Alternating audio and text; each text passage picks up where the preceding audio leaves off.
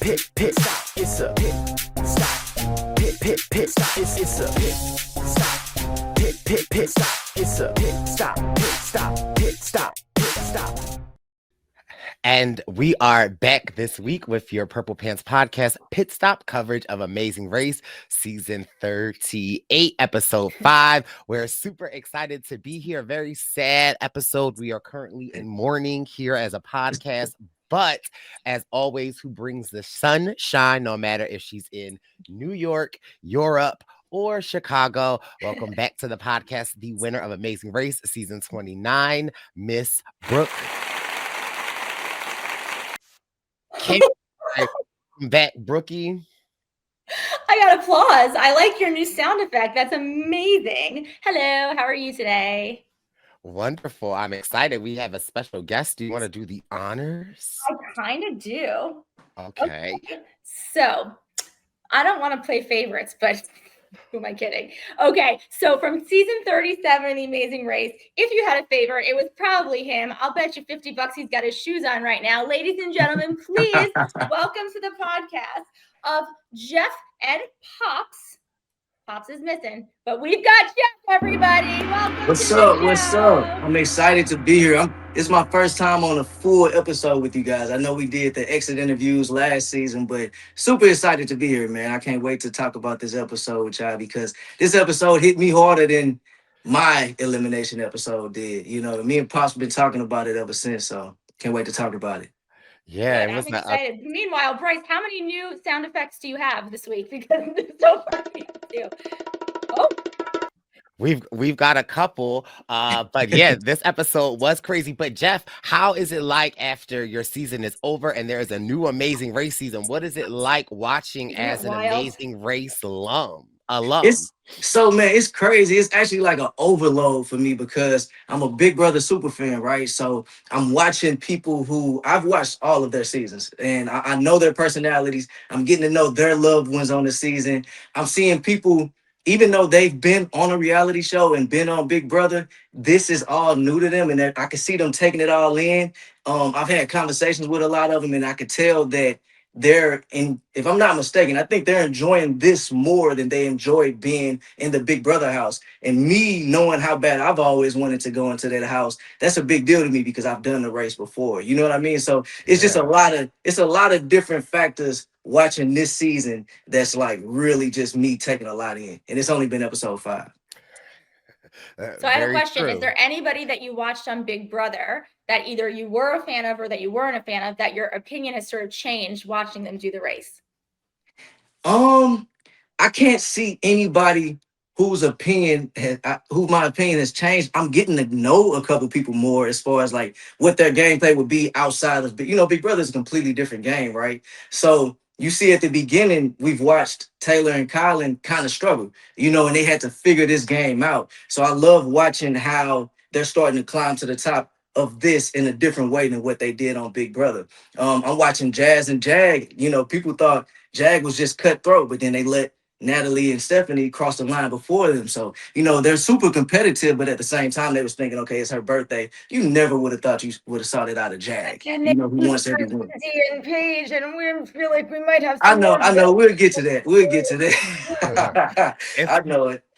What's your take on some of the critics online that are like, they're treating this like Big Brother and it's not Big Brother, it's Amazing Race? The critic is Brooke. But what do you say to that? I completely disagree. I don't see them as treating it like Big Brother.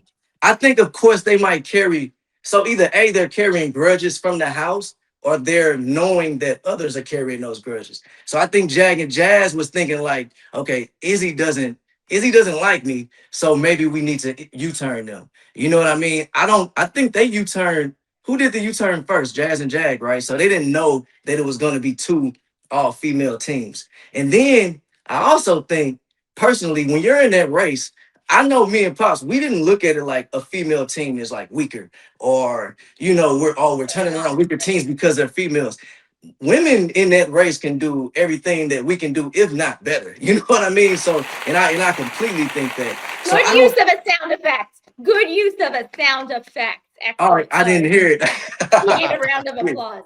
Yeah, so So I don't think that it was like, oh, let's just U-turn the women because then we'll get that advantage because they're weaker or anything like that.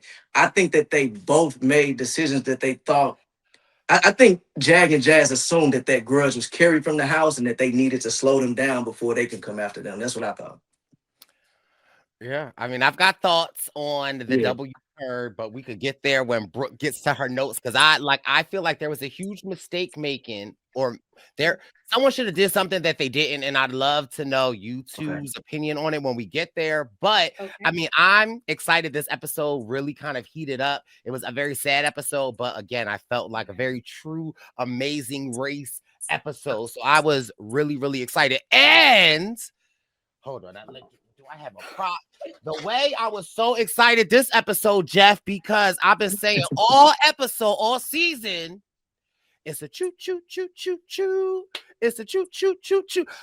The budget has changed. They got on a flight this episode. The way I screamed, I said, Ooh. okay. One flight. Ooh. We see you. I thought it was going to be a train all season. So when they said a flight, I was very excited. Yeah, I was too. You get more control of your destiny with these flights because if you get there, I think so. I mean, unless it's like an equalizer flight where everybody got to get on the same exact flight. Well, that's what we got. That's what we got. Yeah, that's exactly what we got. So, I mean, if you're gonna have a U-turn, I want there to be an equalizer. Reset it. Exactly. Right. I can see that. Yeah, I agree. Yeah. Should we do it? Should we talk about it? I mean, I think we should. Okay, let's talk about it. Okay, so we're in Budapest, Hungary, and we are flying, yay, a whole 350 miles to Croatia.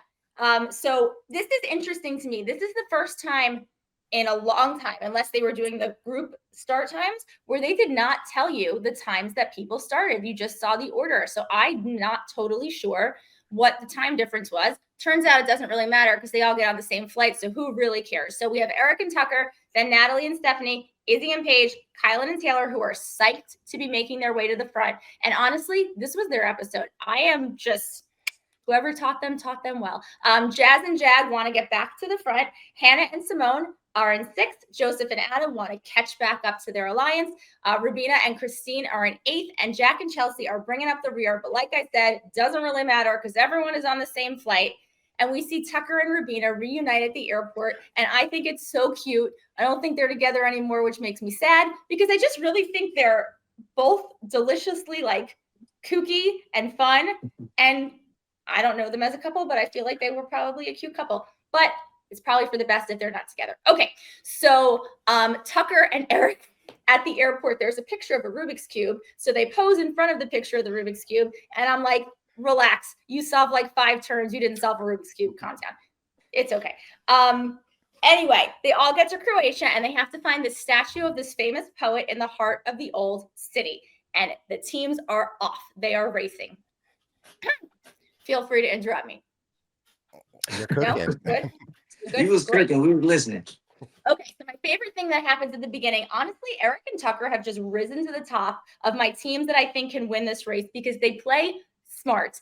They have asked their cab driver for the map that the cab driver has in the cab. He gives it to them. Great. You pay no money and you don't have to waste your time finding a map. So good on them. Although if you're in an airport, I'm saying get a map of where you're going next for a couple of dollars, but they found another way to get it for free. So good. And then Rubina and Christine are talking in their taxi about how representation and how when they were younger, there was nobody on the TV that looked like them. And I really love them. Like I would have been, don't get me wrong, devastated, but would have also been equally devastated if those two went home this week because they are just joyful and like older. They're what I was when I ran the race. So I like the people who are in their like late 30s or even 40s because, you know, you're never too old to do this. Probably. I don't know. And then we get to the detour. Okay. So the detour is early in the leg. We have Fisherman Hall or Skin Them All. And in Fisherman Hall, you have to walk this fishing net like a half a mile, get a bucket of chum, bring the net and the chum back to this dock, which is right near the other detour, which Brice knows I love when you can see the other people doing the other detour and get your clue. In Skin Them All, you have to skin these 2 monkfish and fillet them to get your clue. Now, what would you guys have done? Because I would have very much made the wrong decision here. 1,000% without second guessing at all, we would have carried the fishnet. It's no attention to detail. You really can't mess this up unless you get tired and stop or whatever. So we would have done that without even thinking about it. Yeah, I think reading the clue, because I'm a chef in the kitchen, I think I would have wanted to skin the fish because I think that could be easy. And I was yelling at some of the teams like, how are you getting this wrong? But after watching the episode, I definitely think the smarter of the two would have been to get the net in the chum, because we see Eric and not Hunter, but Tucker. We see, I believe it is Eric. He just carries the net on his own. And I'm like, oh, okay, this isn't that hard. But I think after reading the clues, I would have absolutely wanted to skim the fish or skin the fish. But I think the easier of the two were to get the nets. That's I would have been with you, Brice. I would have been wrong also. I would have done the fish. Evolution's problem, according to Izzy, which I think is hilarious. This fish is so ugly. Monkfish, however, delicious. So you don't got to look at it like it. You don't got to look at it when you're eating it. So delicious. Sorry, Jeff. I didn't mean to cut you off. No, I was actually almost about to cut you off, but it's funny because we never picked our detours based off what seemed fun. Or we was trying to be strategic when we picked them detours. Like it was one detour that was called Ninja or something like that, where they was remember they was trying to throw those thoughts. That seemed so fun, but we could knew do that. Yeah, we didn't do it, and nobody completed that detour. And it was a bunch of them like that. So I definitely, as much as it sounds fun to skin those fishes, we would have been carrying whatever would have got us through faster. See, for me, it wasn't about what sounded fun. I mean, think about carrying this net. You've seen me. I'm petite. Gotcha. 40 pounds is 40% of my body weight. I can't imagine carrying that. But you see Eric carrying it by himself, and then I'm just gonna say it because he's got muscles on muscles for days. You see Joseph not able to carry it by himself, which I'm a little confused about because doesn't he have these popcorn muscles? He does have these popcorn muscles, but I think if anything this season has showed us, yes, Joseph might got the muscles, but coordination and putting things together, I don't know if that is Joseph's strong suit. So I think Joseph is more the looker than the actual make it happen. But we still love Joseph. But talking we're not about gonna be hard. Yeah. No, we're not gonna be hard. But I'm just saying, I'm gonna tell Joseph, listen, stay in the gym. But if I'm not going to I'm not asking Joseph to come over to put IKEA furniture together. Oh, no. I'm definitely not asking That's Joseph Paige. to come unlock my door. Okay. And I'm definitely not asking Adam to hold my keys or my wallet. That's what I'm not going to do. Lost. Right. Yeah. And I'm definitely not going swimming in the ocean with Jeff. But those are some things I knew I was gonna come up. I knew I was gonna catch a stray soon. I was just waiting for it. He can swim. He just has soggy feet afterwards. Yeah, right. That's it. Swimming with his Jordans, but back to the fish. What I'm curious about, because now my mind is wondering. At home, Jeff, do you cook or does our beautiful queen India cook? I'm curious to know. I don't cook. When my kids want ramen, I'm their guy. When they want some ramen noodles or some simple peanut butter and jelly or something like that, I go in there and whip it up in the middle of the night for them. But as far as cooking, it's all my wife India, man. I'll be married tomorrow, 10 years. So I guess I'm spoiled. Round of applause. Yeah. We got together when I was 17 years old. So I never got out there on my own and learned how to cook, I guess. I take her to a really fancy and nice restaurant, but no, I'm not a cooker. I can cook a really good breakfast, eggs. A follow-up question: what kind of jelly on the peanut butter and jelly sandwich? It's only one jelly, Brooke, but that's not even. Say it one more time. Let it be grape. Is it grape jelly? Absolutely great. Yes, I think only one question jelly. is crazy. No, strawberry jelly is not for a peanut butter and jelly sandwich. You are talking to two black men. Okay, we don't know Thank strawberry jelly. Thank you. Okay? Thank you. Yeah, I couldn't do it. Or Yeah, don't I even would look think. at that sandwich and set it right back down if I seen some red jelly on But as I got older, though, Brooke, my mom has like orange, like marmalade. Marmalade. Like it. that's disgusting. But Yeah, wait, but back to your ramen though, Jeff. When you make your kids ramen, how much water do you leave in the bowl? Because I'm curious. Because I like, do almost you make it? none. I Yeah, was I don't like no okay. water in Good. ramen. Yeah, Whew. no. I Agreed. drain it with I put the fork in there. I lose a few noodles doing it in the sink or whatever, but then I put the little seasoning in after I drain most of that water out. Yeah, I can't. Okay. Yeah, I was no, it's worried. not soup. Yeah, That's the Okay. it's correct Okay. yeah. answer. There you Correct. go. Correct. Okay. Okay. So at the hall, we have Joseph and Adam and Jag and Jazz, who are obviously working together. Would there be any other way? What do you got? No, I forget. Was it at this point? Or was it at the other point that like didn't Joseph and Adam like get to the clue first and Eric and Hunter got to the net first, or was that at the Yeah, Eric and Hunter passed them off. They found okay. the net so quickly, and then Tucker tells Jag where to go to get the nets. I'm like, oh, okay, fine. It's just it's a lot of helping. It's like it's this much too helping for me. But I do appreciate that Tucker and Eric are not telling everybody everything at all times. So I agree. okay, I'm for a little bit of helping. So okay, so Jazz makes a silly joke about we might be fishing right now because we're caught up in the nets, and then we cut over to skinning the fish.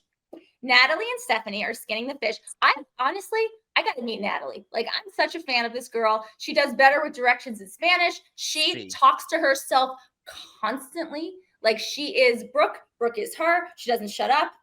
Neither do I. And she like narrates her life as she's doing things. And so, but it works for her. And I get that completely because that's exactly how I do it. We have Jack and Chelsea's getting bitten by the dead fish. The teeth are biting her, but not as badly as poor Rubina, who basically cuts her finger off, but does not stop. She does not care. You can see the medic like taping her up while she's still trying to cut the fish with that girl has no quit in her, and I love that. We have Izzy and Paige, where Izzy talks about how cute this fish is, and they're priceless, and Kylan and Taylor. Taylor says that she is not made for this. She is made for luxury bathing on a yacht in the Mediterranean, as opposed to, I mean, she's in for a rude awakening because it only gets harder, but they're doing great. And we have Hannah and Simone. Hannah says, I have taken anatomy classes. I think this is for her. She thinks this is for her. And it's not, which is unfortunate. Well, it's not for Simone. This is where it starts to go a little bit wrong. And I start to get worried because, it's not looking good for them from the start. But I do like the how close it all was. This was not a situation where they could edit to make it look close. This was legitimately nail-bitingly close at the end of the episode. So, okay.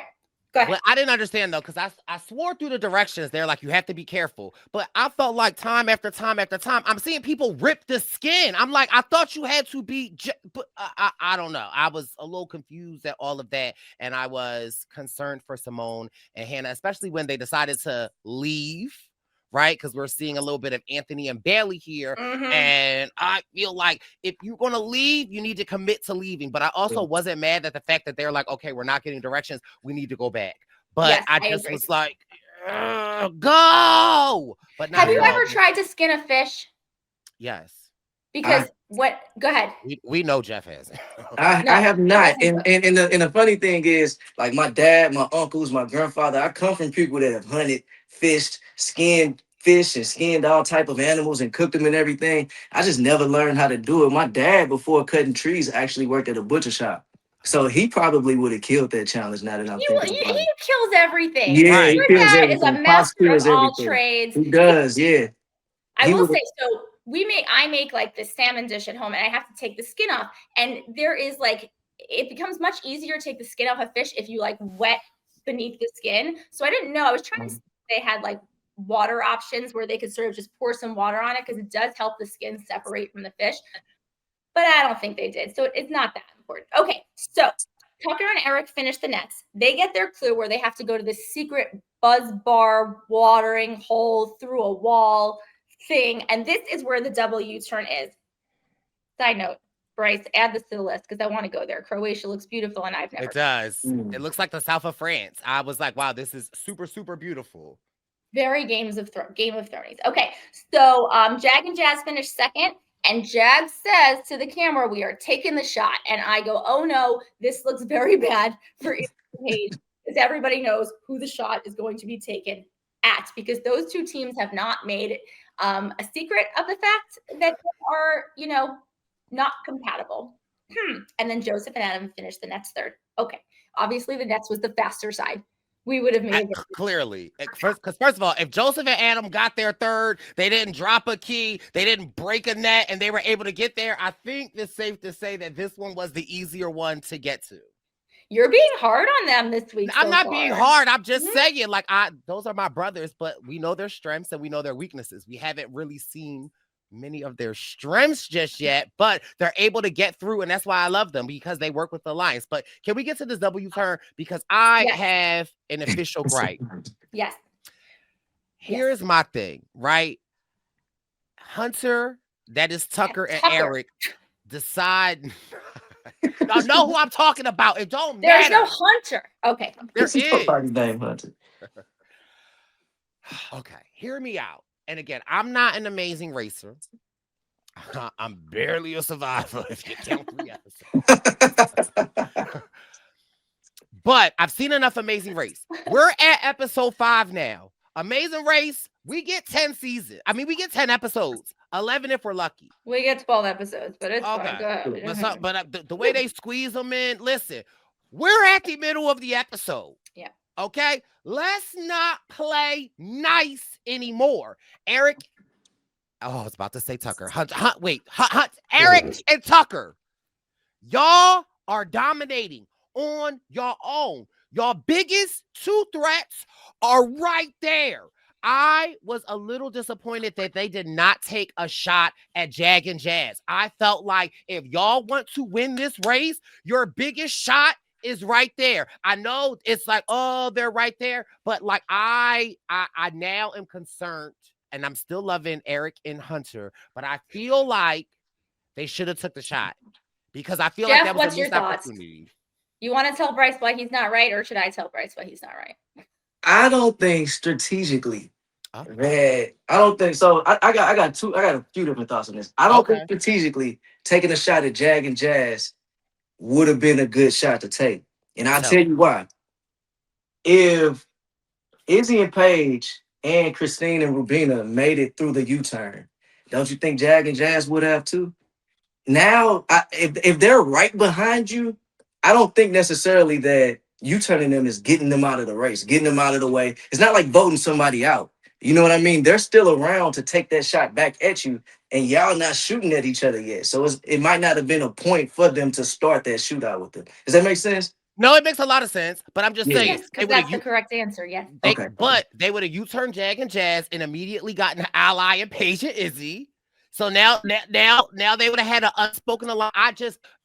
I just feel like I understand them not wanting to get their hands dirty, but I sometimes, and again, Game of Survivor, when you wait too long to take shots at the people that are really in power, then when are you ever going to get a shot again? So that's why I'm just saying, it's 5 episodes in, Eric and Tucker have showed us that they can hold their own. So I'm just saying, I would have thought maybe right now would have been a time to load it up and take the shot. And I also got to say this too. Tucker, if it was anybody else but Tucker, I might kind of agree with that. But I know for a fact, Tucker ain't scared to take a shot at anybody. Tucker, I'm actually kind of proud of the fact because Tucker will run in and like just take shots of everybody, knowing that they're going to get him out. Tucker is competitive.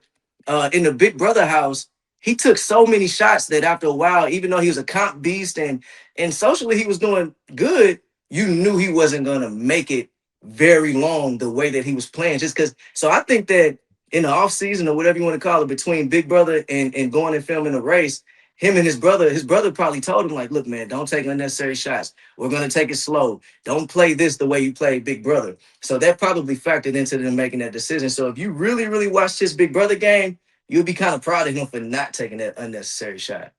And let me add this, because here's the thing.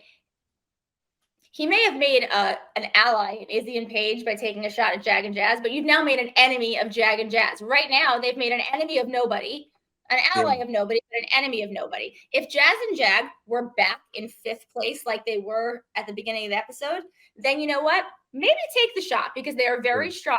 But right there, when you see all these other teams are still working the other detour because you have seen them when you finish, Jag and Jazz are not losing because of this. And if you're going to use the U-turn against the team, you want to make sure that you get that team out because that team will come back for you. And Jag and Jazz have been in the front so much that it creates an enemy where you let other people fight it out. In this situation. Can I also give my other rationale as to why I thought they should have? Because Jag and Jazz have the express pass. And so I'm bringing Survivor into it. If I know you have an idol, if I know you have an advantage, I'm going to want to force you to get rid of it. So now it equalizes the game. So in my mind, I'm thinking like, put it on them so that they could burn that express pass. So now it really is neck and neck. It's really kind of like I don't hate that, Brice. That's a good I don't hate that. That's a great point. And you can tell them to their face, the reason I did this was so you'll burn your express pass. And you really don't have to make an enemy if you explain that right. So no, that's a great point. Yeah. I mean, you're still probably making an enemy, but they still would be for sure. But if you say it right, you might be able to get them to be like, well, okay, that makes sense. I have an express pass. And the real reason why I wanted them to do it is because, like, clearly we see these 3 strong men teams. And it's like, I want to put a fire under somebody. Like, I wanted to see I wanted to see them be like, oh, yeah, we coming back. But that was just selfishly me. But I think you're right. I mean, they did the right thing. You saw that. You saw it with Izzy and Paige. Well, I mean, we know. Can I have a moment to be mad? Yes, you can. Okay. I love them. Okay, so let's see. The clue at the U-turn board says travel on foot to plancha, some gates for your next clue. And okay, so we then see my favorite part of the episode, which is obviously this adorable little cat that's at the fish part of the detour, where it is like it's eating all like the discarded pieces of fish from the bucket. And I want this. So Jeff, every time we see an animal, like I want to adopt it because I would have taken this cat and been like, you're coming with us around the world and yay. And then taken it home with me. This cat was adorable. Okay. So Kylan and Taylor, what do you got? I was going to say when Kylan and Taylor get to and see the U-turn and Taylor is upset that it is 2 women teams. Now, mind you, on this podcast, I want a woman team to win. And so I am very upset that it is 2 women teams. But at the same time, again, I come from the Survivor realm. I feel like Hannah is like my little sister. I am not mad at what Joseph and Adam do because I do feel like he is trying to throw a fishing net, an olive branch. He is trying to throw an alley-oop to Hannah and Simone. So although I'm not happy that it is 2 women team, I am also not mad at Joseph and Adam's thinking on trying to help Hannah and Simone. And that happened to us. We U-turned a team to help. We were aligned with London and Logan. We U-turned somebody to help them because they were behind. We'll tell you, the team we U-turned was not help. It did. It did. But it led to a lot of anger. And I was crying after we did it. And Scott was like, it's fine. We need to do. Anyway, not important because you turn somebody to try and get them out. Okay. So Joseph and Adam, you turned Rubina and Christine. I don't like who they do it to because I really, really love that team, but I get the rationale. Update, the cat gets a huge piece of fish. I'm happy for the cat. Okay. Izzy and Paige then get the okay on their fish, and they're in 6th place. And this is where Hannah and Simone decide we're going to switch. We're not going to switch. They go back and they work on the fish. Rubina and Christina get the fish in 7th. Chelsea and Jack are in 8th. The cat is going to be so full of fish because they see it eating again. I'm jealous of the camera guy who gets to just focus on the cat. And at this point, Eric and Tucker get to the roadblock. The roadblock is to assemble. It says, who feels like everything is going downhill? I think a lot of these teams. So Eric and Tucker have to, or in this case, Tucker, right, has to assemble this sled. I don't know what we're calling it. And then ride this cart down a hill and beat this course in 36 seconds or less. I think this is like a perfect little roadblock. I think the coolest part about this roadblock is that you didn't need to get the okay on your cart before you took it down the hill. So if it wasn't good, and in some cases it wasn't, they didn't have to say, no, fix it. Like, you were not guaranteed to get this finished if you finished your cart. Ooh, okay. Tucker says he's built a ton of things. He was very confident. He then immediately puts something on backwards, but figures it out quickly and remedies his mistake. Hannah and Simone at this point have just finished the fish. They are convinced they are going to be U-turn when they get to the board, but they're not. Rubina and Christine are, and they get to the U-turn board and they're very sad, but, and I quote, "At least we look cute in our picture," says Rubina, and they are on it and moving on because they do have no quit in them. My absolute favorite part of this episode is when you see Rubina and Christine and Izzy and Paige doing the second half of their detours, and Rubina flat out says, "I am not going to ask you where we go. I'm not going to ask you what we do because this is a race and I get it." And good on them, because there have been other people in this episode, I won't name names, Simone, who asked everybody around them for help, even though they're in last place. And look, no one should help you if you're in last place and you're fighting for last. And Rubina recognized that and said, like, "Don't feel badly about not telling us. It's on us to figure it out." So I love them as a team. Much respect. I was like, okay, I respect that, but couldn't be me, because I would have been like to Paige and Izzy, "Where y'all get that at?" I would have at least asked. If one thing Brooke has taught me on this podcast is closed mouths don't get fed. And yeah, we in the back of the back, and I see That's you, for sure. but I'm going to ask you. I'm going to ask. But I respected that, and I love that. And I also, like, although Simone was asking everyone for help, I also just felt like, who doesn't love Simone, right? Like, I feel like that's her superpower. So I wasn't mad. Sometimes you got to use what you got to get what you want. And in Simone's case, she is the most adorable, smart, determined, and she's everybody's little sister. So I feel like she was trying to use her little sister power, and I'm not mad at it. Side note, I did it too. I did it also. We were in Venice and there were 6 teams left and I was 6th. I was going into a roadblock.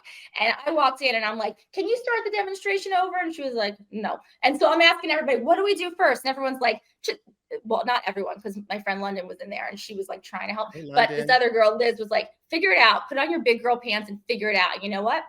I did. And guess who ended up last at the end of that roadblock? Liz, who wasn't going to help me. So I get it. I always asked. But, you can't be mad if you don't get the help when you're fighting in the back of the pack.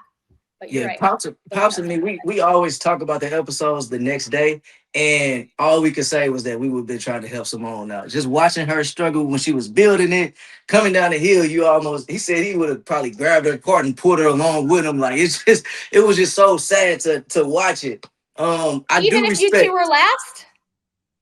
Even if we were back there with her and it was just only us two, we did talk about that. You probably would have had the urge to help, but you probably wouldn't have. But if it was like 3 teams, it's us, them, and one other team, I think it's just something about seeing her over there trying to do it. And she's got this innocence about her. Like, you just want to help her, Wait, can I ask, where do you and Pop recap? Do y'all recap 40,000 feet up in trees? Like, do y'all be like cutting the trees talking, or it's on the phone? It's on the phone. I mean, we see each other pretty much every day, right? Okay. But early in the morning, before we get started, I'm telling him what type of tree I'm cutting down. He's telling me who he has working for him. We're talking back and forth about our workers and what's going on. And then we see each other because my business and his business, we station out of the same place. So when we get there, we're talking back and forth, but it's mostly on the phone. Now, could you picture them in the treetops? I can. Like, what do you think? We literally do that though. We're never in a tree together. Either I'm up there or he's up there, but one of us is on the ground and we're talking about just normal stuff. In between chainsaws running, we're talking about just having a regular conversation. Now, in my mind, you can tell me if I'm wrong, but does Pop have the cell phone clip? You know the clip I'm talking about. I know that just the OG clip. One of those. Nah, he don't got the OG clip. Nah, I keep him up to date. You know what I mean? Yeah. He keeps his phone. He does have. He does Bluetooth. Does he don't wear the Bluetooth. He's never had a Bluetooth. Never had a. That's funny because it was an OG that a customer I was talking to yesterday. He had the Bluetooth, the real big one, and he had the clip on his hip. And I was thinking in my head like, man, that's a real OG. But Pops, he does have that case that also is a wallet You know what I'm Okay. Yeah. flip it open and put your cards in and everything. So that's Okay. yeah. So he is still there with it, but no, he don't got the clip on his head. So, Do you know how my- many times I've tried to steal Stan Camhi's clip from Off of his his thing. belt loop? It is Dad. I know you're watching this, Dad. Get rid of the clip. Just Like, get rid of this it's over not with. good. Yeah. I saw the TikTok though, you know, like the OG Bluetooth joints that like we make fun of. They say because we're all I'm probably the youngest millennial here. Jeff and Brooke are older millennials, but we're all millennials. Yeah. Jeff's really a lot older. Brooke's, you know, Yeah. in the cusp of not being a millennial. But they said AirPods are like the younger generations looks at us wearing AirPods, like how No. we look at the generations with the big old Bluetooth. Just Oh, FYI. man. So we are definitely becoming the unks and aunties of That's the devastating. younger generation. So I didn't know that. That's just like Air Force Ones, the all white Air Force. I heard those are dad shoes now. First And of all, every day at 9th, 10th, and 11th grade, I had to have the freshest Air Forces. But you have to. The new thing though, Jeff, is the younger generations, they'll wear the Air Forces. They're just beat up and dirty. Like that's And the that's the look. way to wear them. Yeah. I don't understand that. You won't It's catch me. They got no creases. I can only wear them like 2 or 3 times at the most, and then I gotta get the How next. does that St. Louis how does the St. Lunatic song go? Give me 2 pair. I need 2 pair. Yeah, that's Nelly and the Lunatics. Yeah, you gotta have a couple pair of Air Force Ones in your stock. But I heard those are the dad shoes. And now what used to be the dad shoes, the New Balances, or now they're coming shoes. back. Yeah. So Could you it's hard to imagine? keep up with. It's hard to Jack, keep up with, man. I'm an 80s baby. My stepdad we used to go to this store called Phil's. Yeah. And it was in South Philly. And it was like just a place where just like shoes would be all over the place. And we had to go in the bins and pick your shoes up. My stepdad will always have my brothers like getting the New Balances. And I always liked the New Balances. But my brother was like, no. So I've always been a New Balance fan. So the fact that New Balances, like that's the new young bull shoes, is taking me out. But and the A6. Yeah. Time out. Brooke, since we're going back memory lane, would you guys in the 1960s, would you wear wooden shoes or like did you have soles? Sorry, is my picture coming through clearly? Cool. I am not that old. Yeah, I think I'm the oldest on here. We had Keds though. I liked Keds. Keds, the cloth Keds. Yes. I don't.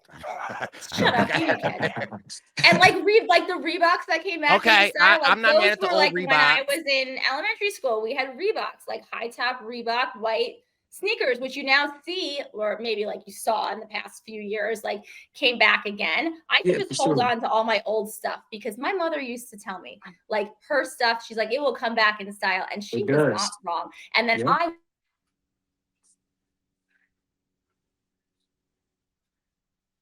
for my comeback, which is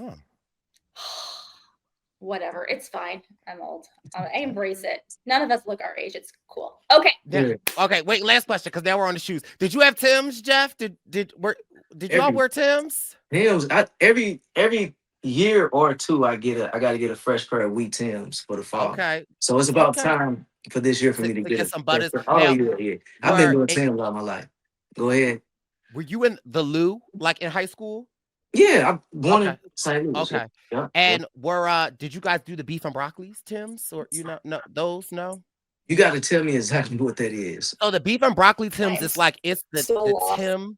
Uh-huh. It's not the regular boot, but it's kind of like the lower one, and it's like brown and green. Like so, like the boot is like a dark brown, and the netting and the green is like a green, and so we would call those beef and broccolis. Wow, I'm probably supposed to know what that is, but I don't know what it is. So they are, Is it Timberland boots? Is that what we're talking Timberland about? boots. Yeah, Timberland boots. Yeah, and you got to get the double. So you got to get the right one. You can't get the one they got at shoe corner, but you got to get the right ones, or else you don't got the right Tims on, and you will get. They'll let you know that you don't have the right Tims on too. So Purple Pants Posse, we are confirming that Jeff is a real one. Okay. Yeah, absolutely. Okay. For sure. Yeah. Okay. Miss Keds. Okay. Brooke, continue. Yeah. Okay, so at the roadblock, we have Jag who does it, Natalie and Joseph. Kylan does it, and I know that he is going to kill this. This is like the perfect task for him. But take your backpack off, man. He's running back and forth with that backpack on the entire time. But I realized later on why he leaves it on. Smart man. Okay, so at this point, Eric is telling Jazz about how he overheard Taylor saying things about the men in the front agreeing to U-turn the women. And I just think he's creating unnecessary drama because I don't necessarily think that's why it happened. I don't like that it happened. But Jack and Jazz were personal. It had nothing to do with the fact that Izzy and Paige are women. It had to do with the fact that they just don't like each other. But I don't think Taylor actually said anything wrong. Okay. I don't think she said anything wrong either. But from my point, I'm looking at it through a survivor lens, and the survivor knowledge is power. And so I think the reason he is telling him that is, one, he knows the relationship between Joseph and his brother and Taylor and Adam. And so I think he is trying to sow a seed of deception where it's like, if you have the chance to work with them or a chance to work with us, you may want to work with us because she's saying these things. And although it's not true in a game of strategy, I'm not mad at that, right? Because now it has him double thinking and double guessing whether or not they'll actually help Kylan and Taylor. So although it's not actually what she said and what she said was true, in the game of Big Brother Amazing Race, I kind of like that a little bit because we'll see if it does sow a seed of deceit and see how that plays out. So I wasn't mad at that conversation, though. Yeah, and I personally think from Eric's point of view, him and Tucker, right? Tucker is BB26. So you got them, you got Chelsea and Jack, you got Rubina and Christine, and everybody's probably looking at them because they're on the newer season, like they're probably working together. So if I saw any chance to get Taylor and Kylan and Jag and Jazz and Izzy, if I could see drama between all of them, I definitely would have told and wanted to sow that seed for sure, like without a doubt. I actually really thought that was a great move for him to tell them. Yeah, and just let them, and then knowing that they got to the U-turn board first and didn't U-turn anybody, so they're not in that. You know what I mean? They could say, yeah, maybe they do have an agreement. We're not part of it though, because we didn't U-turn anybody. I would stir that pot all day. I think that was great. This is the point in the episode where Izzy and Paige actually gets the U-turn board, and Izzy decides to give it not one, but two middle fingers, and she gets so mad. But I love the fact that the anger fuels her because you know what? Yes. Let her get mad and then get even. So I think that this is her response is like a watered down version of what I think my response would be. And her response was still really, really mad. And she's like, Paige, let me be pissed. And Paige is like, you know what? Okay, cool. Be pissed. But be pissed while we're moving because we're not giving up. This is not going to end us. This is going to make us stronger. And honestly, I do think it made both of the U-turn teams stronger, made them feel more capable, made them feel like they can and they will go far in this race. I think it might have backfired a little bit, but that's fine because sometimes that happens.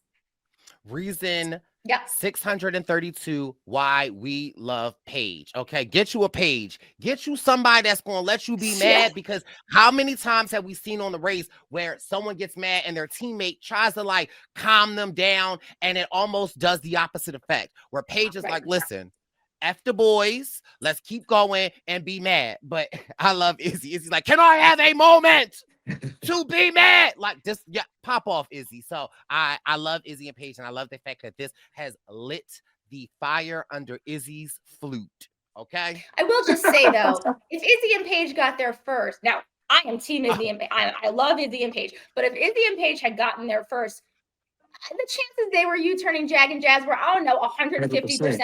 So she can't really be that mad. She could be mad they didn't get there first. I mean, but they would have done the same thing. But yes, I love the double middle finger of it all and fueling them. Mm-hmm. And they went hard too. So that fuel worked. To see the fuel actually work, that's what matters.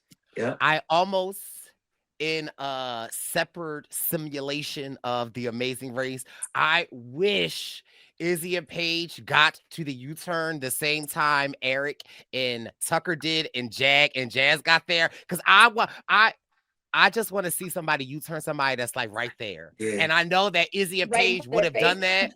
Yes. Has that Amazing Race historians, has that happened? I feel like it has. Did it happen on? It Yeah, happened on it's this season. happened. Yeah, it happened towards the end of I thought. Well, I I'm feel pretty like you sure. should know if it happened. Yeah, well, Oh I wait. wasn't there anymore, unfortunately, but I Oh, think it did. I think when I'm pretty sure. But if it didn't Oh, happen, it. I know that I feel like Izzy, if she knew Jag and Jazz if they were there first and they knew Jag and Jazz were 5 minutes away, she would have waited for them to get there till you turn them in his face. You know what I mean? Like I think that's how she would have done it. So I love watching both of them play. Like I said, I watch Big Brother, so I know their personalities. This is a scene where she looked at the camera or she looked at somebody and said, I want to fuck them up. You remember that? So it's like seeing her be that same way in this amazing race is just great TV for me. Yeah. the two of Izzy and Paige are just, they are life goals. I just enjoy them. Okay, anyway, blah, blah, back at the roadblock. Tucker has had to take his thing apart several times. Kylan still has his backpack on. And Tucker finishes his and goes to do the race. He has absolutely no regard for his safety and well-being. He does it in one try, and they have to go to the pit stop, which is this fort. They get there. They win $2,500 a piece. I'm surprised the dollar amount hasn't gone up at this point. On our season, the dollars went up as the race went further, but okay. They took a plane this episode. They had to cover the cost of it. They had to cover the plane. Okay, they took a plane, so they had to balance the budget. Okay, Brooke, don't get ahead of yourself. Fair enough. So Hannah and Simone get to the U-turn board. See, it's not them. They are psyched. And at the second detour, Izzy and Paige beast through this net carrying. Like, is it Paige? She's like carrying it by herself. Yes, like, it's Paige. Take notes, Joseph. I'm just saying, Paige could do it.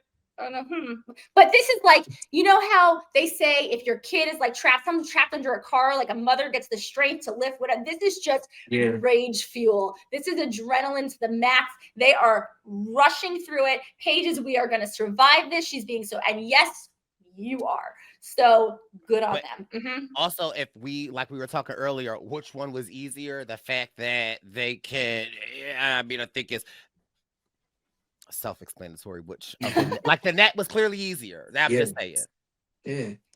Do you when you have a U-turn, do you, just in y'all history, do you find that when you do have a U-turn, do you find that one challenge will really be a lot easier than the other challenge in a U-turn so that it is something that can be completed? Or do you think that the challenges are the challenges and it doesn't matter? I wouldn't say that one is a lot easier, but I think they're on opposite sides of the spectrum as far as like what it is skill. Like, okay, when we on our big U-turn, the double U-turn vote on our season, you had coconuts on one side.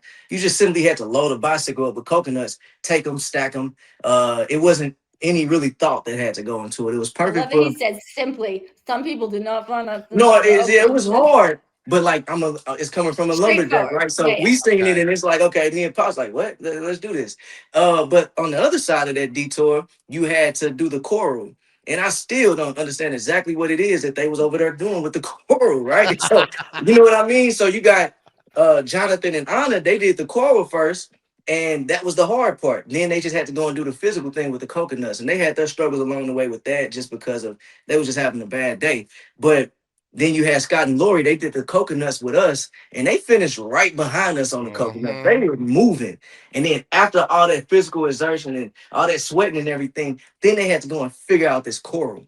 And that's really what took them out, them trying to figure out that choral. So I don't think that one would necessarily say that it's easier than the other, but it's just completely opposite. So you have to cover all bases to get through. And I think it probably depends on which one. I think their mistake is if you have one that is mental, where you have to pay attention, and one that is physical, do the mental one first.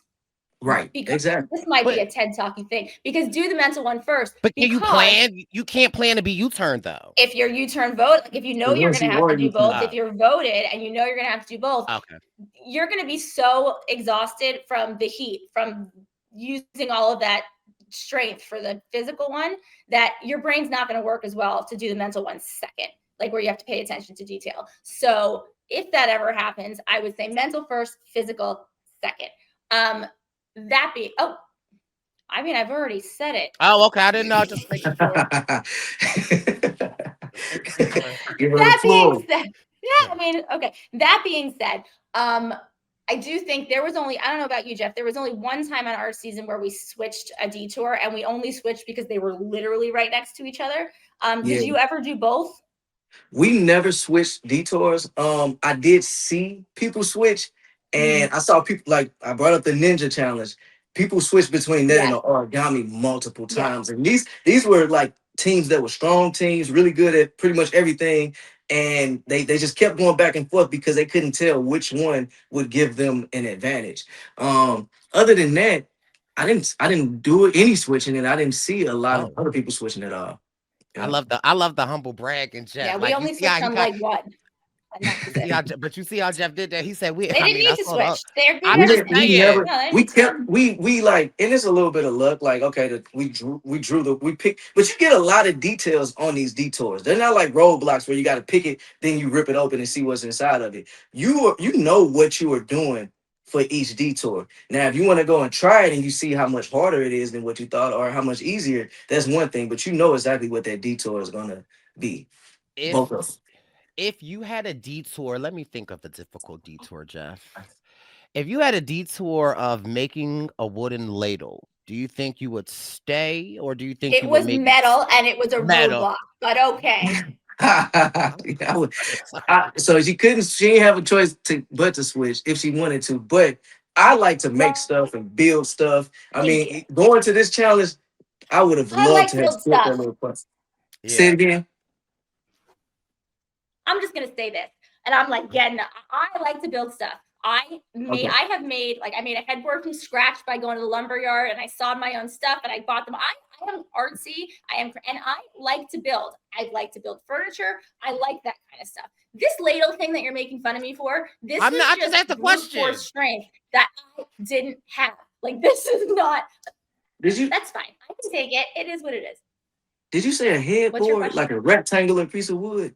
What did Like you? for my like a queen size headboard, like I went to the lumber yard and I bought the wood, and then I went to like a Home Depot and I bought molding, and then I stained the molding, Oh, and I got okay, I into the got you. wood, and I got another piece of Yeah, wood, and I got batting and fabric, and I wrapped it, and I put it all together, and nice. I sawed the corners by hand. Thank you. Okay, Oh, And made there a you go. headboard, and it's still sitting in my parents' storage room because I refuse to let them ever throw it out, Yeah, okay. okay, Brooke. even though I don't have a queen size bed anymore. Okay, that's fine. It's not important. Okay, back to all of this. Chelsea is at the roadblock. Kylan is very calmly telling himself, don't force things into place because he is good at keeping himself focused. Natalie is putting the wrong screws in the wrong places, and she just keeps saying, like, it needs to lay flat, it needs to lay flat. And then she is telling herself to use her brain. She's screaming how much this stuff. I love her. She is Brooke and Brooke is Natalie, and I get her. I get everything. Joseph has screwed something in and cannot get the screw out because he's just too damn strong. Again, like maybe we should not let Joseph do roadblocks that have to do with like little things or dexterity. That part was funny. He was turning the whole screw and the nut at the same, like, you know what I mean. So you got to hold one side. When he figured it out, that you could see the light bulb above his head. When he's like, "Oh, I got to hold this side." That was a funny part. That was very funny. Yeah, this would have definitely been a. This was the roadblock, correct? Mm-hmm. I would have smoked this roadblock. The way that I put IKEA furniture together, blindfolded, the way that I have marks on my knees from rollerblading and sledding down hills with no snow, just concrete. Like this would have been a roadblock for myself. Yeah, yeah, me too. I would have loved that roadblock. Not just, and then everything that you do in the race, you want to be like racing, right? Like, Right. like you saw us on the ATVs, and that was kind of like control. We couldn't like get on the side of each other and really race through the jungle That like we made me wanted to. angry. Yeah. So it was just No opportunity for passing. it was no opportunity for passing at all, and we left in increments. It was fun. Like I want to do it again, but from a race standpoint, watching them go down that hill, especially as it got toward the end and they were on the hill at the same time, that would have been like the ultimate adrenaline rush for the race. We ended up in a foot race, but we couldn't run. We had to walk through the train station. But even that, this reminded me of that. And they had to do it multiple times going down that hill. So this was one of the best like engineered, like, the foot race just happened, you know what I mean, because we ended up at the train station at the same time. But this the way they thought this leg through and put that at the end, that's one of the best moments that I've Agree. seen on it. Agree. Yeah. This was what is that an explosion? What did you do? Yeah, like that was like mind blowing. Jeff saying, Got it. I Okay. agree. At this point, Jag is about to race. He misses it by 2 seconds, but the big issue is his whole damn thing falls apart because he decides, I don't need to use a wrench to tighten my nuts and bolts and screws. I'm just going to use my hands, and that's going to be fine. No, it's not. So then you have Jag like searching this hill while people are racing to find his nuts and bolts and washers and screws. He thankfully finds it all, but then he has to go back and rebuild. Kylan finishes and races down the hill with his backpack on. And this is why I know he's smart, because the heavier contestants are going to move faster. So give yourself an extra 20 pounds, have no regard for your safety. And he finishes with a ton of time to spare. And they are in second place. They make it to the pit stop. And they are, again, so surprised with their own ability to do things that this is a team to watch. What do You're right, Brice. Go ahead. I always say this, Jeff, and again, I love Jag and Jazz. Why I am concerned is the 5 seasons that I have watched, the teams that normally dominate in the beginning, unless you're Kim and Penn, the chances of you being taken out middle of the pack later in the episodes is a high chance. So I love Jag and Jazz, but I am so worried for them. It is a team that's in like 5th, 7th, or 9th that around the 5th episode makes a huge jump like this that historically, again, my what do you call it? My pad of inference that I'm using is only 5 seasons, but I'm just saying, y'all know what I'm saying. But you've seen more than 5 seasons. Go ahead. I mean 6. But historically, a team like this that makes a jump like this, that's a team I'm looking out for. I'm like, okay, I think they are going to regret giving Jag and Jazz the express pass because they didn't know at that point. You don't know how people are going to do at the very beginning, right? Yeah. But at this point, I mean, if Jag and Jazz keep staying in the front and they have that express pass, there's only so much that other teams can do to them to try and get them out at this point. So, right.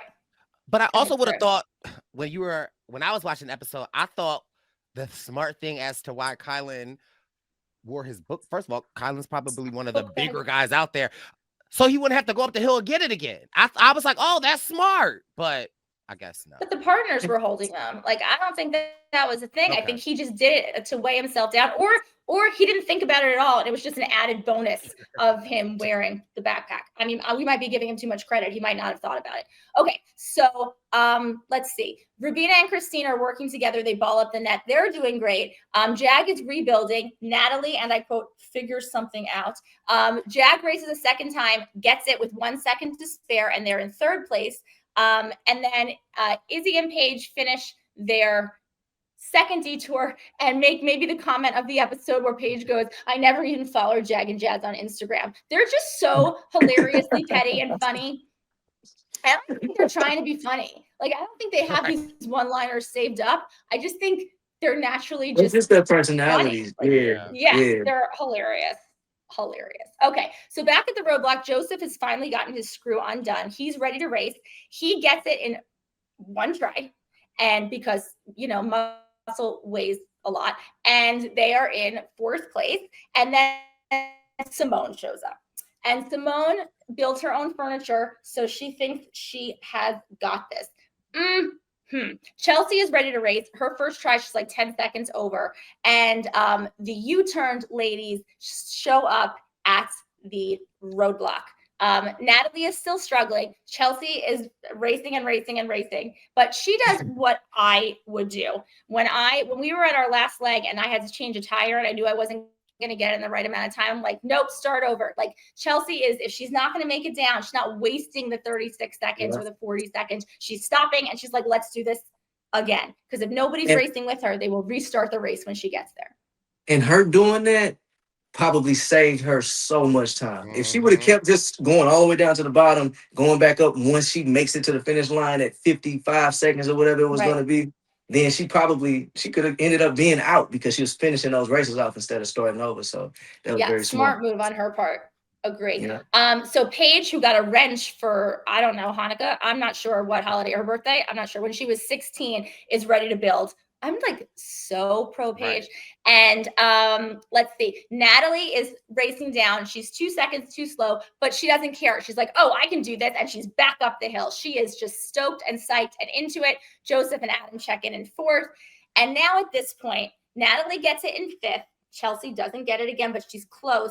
And Christina shows up, and she's also confident because not furniture, but she built her cat's tree that the cat lays around on. And so she thinks she can do it. We already talked about my gripe where Simone is asking people for help, but Paige, in her benevolent kindness, does as much as she can to help her, realizing, like, I can't do it for you because we are now racing for less. Go ahead. Sorry. No. No? Okay, fine. So Chelsea keeps crashing. Paige shows up and she sees Chelsea at the start line. And basically you have Paige, Chelsea, Christina all together. And Chelsea she sort of starts to lose it. She's like having this stressful moment. And then you have Christina who starts losing it. And she's like, this is so hard. And everybody's crying. And now you have all of these teams racing together at the end. I write down that Jack is the cheerleader of the day, but I write that down before I see the end of the episode. So Jack is cheering for Chelsea, even though Chelsea feels like it's not necessarily helping. And Chelsea does get it. She's in 6th place. Paige gets it in 7th place.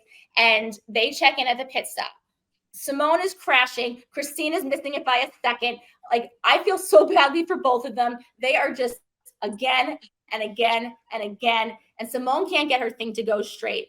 But ultimately, Christina gets it in 8th.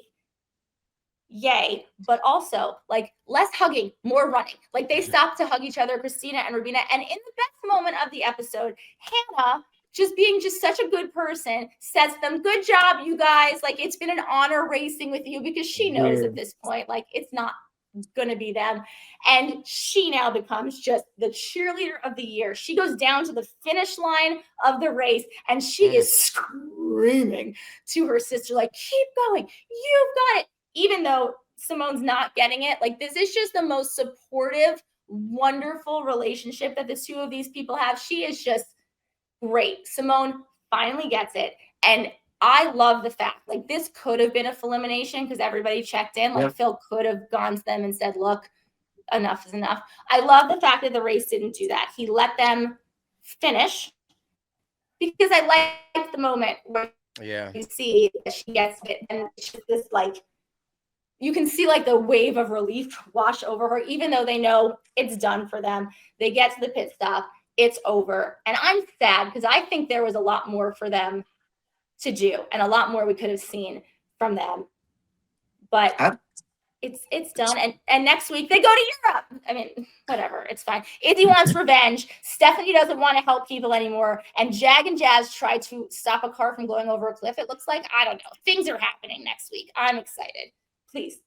So my thing about that ending, it definitely reminded me of Pops and myself when we got out, because there's a part of the race, especially when you are still in the race and you haven't made it to field yet, but you know that you're out of it. When we saw Mike and Nick get on the train and we knew it was going to be a foot race, Pop's ankle was messed up. We knew we were out of it. So then the whole race goes from, like, okay, we're here for $1 million. We're here for bragging rights. We're here to win, to, like, we're here for us, and what is our relationship going to get out of the fact that we just ran an amazing race together? How do we end this together? So Hannah and Simone, they talked a couple times about how they didn't spend a lot of time together during their childhood, because Hannah went to a certain school and everything. So at the end, when Simone, when Hannah is standing there at the finish line and Simone hops up, she's like, I did it. We've had those moments with our siblings when we learn how to ride a bike, or, just different things. Maybe they've never had that moment where her little sister was yelling out, I did it, and they hugged and all of that. So more than that $1 million and more than winning, that's what they got out of that race. So I think that's why that part of the episode hit everybody so hard, because you saw those sisters have that moment, and I got 2 older sisters, and, so it just made me think of that. Yeah.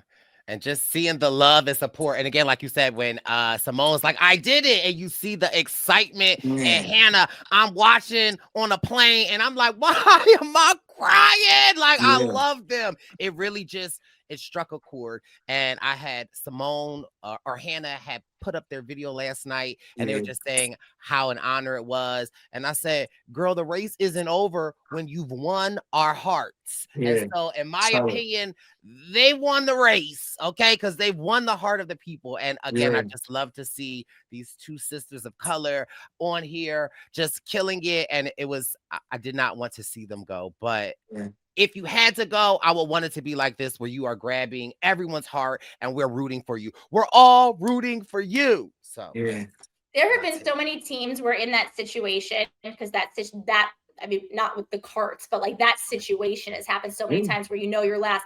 And one partner is like, there's blame and there's anger and there's frustration. But there was none of that here. Like Hannah watched so many teams pass them and it was so close. Like that's got to be so gut-wrenching and like heartbreaking to be like, oh, another. And she could have gone to a place of just like darkness, but there was zero. Like you could tell that when they got back to the hotel, there was not going to be any blame, any. It was just all positivity and love. And I just love the two of them for that. It was just such a good, wholesome thing to see. I really enjoyed it. Yeah. Sad they're not going to be there next time. Very sad as well. But the Amazing Race is churning on. Like Brooke said, we're going to Europe next week. And I definitely feel like the training wheels of this season is taking off. And we are riding a 2-wheel bike. And we are getting ready to go down some hills and up some bumps. And I am super excited to see where this. You know what I love about this, sorry, but what I'm really excited about is you can tell that people did not finish that far apart. So, I mean, I would be very surprised if there was a minute in the next episode where Izyah and Paige and Jag and Jazz are not in the same place at the same time. So I am very curious to see how that will be handled, because I don't think Izyah and Paige are people who are going to hold their tongues. And I'm excited to see the drama. Like, I think it's going to be just perfection. Yeah.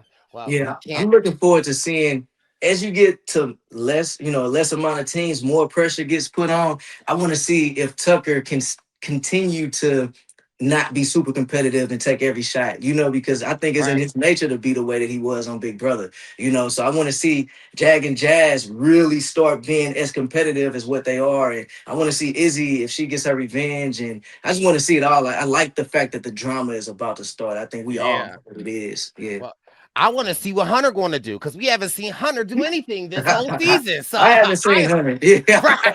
I haven't even seen his casting photo yet. Whoever Hunter is. We need screen time of Hunter. So I think with more teams going out, Hunter might appear. But Jeff, thank you so much for coming on, being our first official guest of the season. And we do have to just make a note.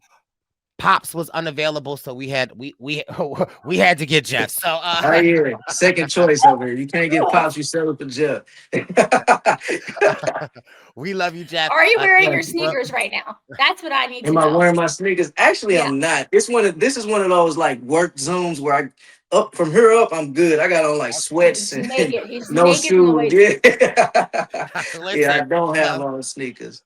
Well, if you want to see Jeff half naked, the Brice Izyah 2026 Zaddy calendar is available, and Jeff and Pops have stolen the show. So do yourself a favor with the holidays coming up.